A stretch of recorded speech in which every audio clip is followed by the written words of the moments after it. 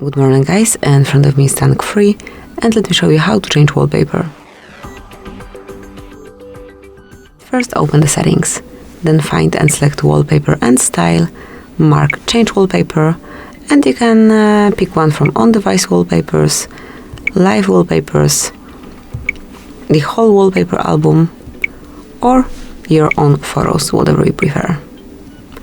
Let me choose one from the wallpapers album. You can tap on each of them to see how it looks on your home screen and then decide which one is your favorite. And I'll go with this one. Then click on set wallpaper and finally decide if it's for your home screen only, just your lock screen, or both. And that's it, that will be all.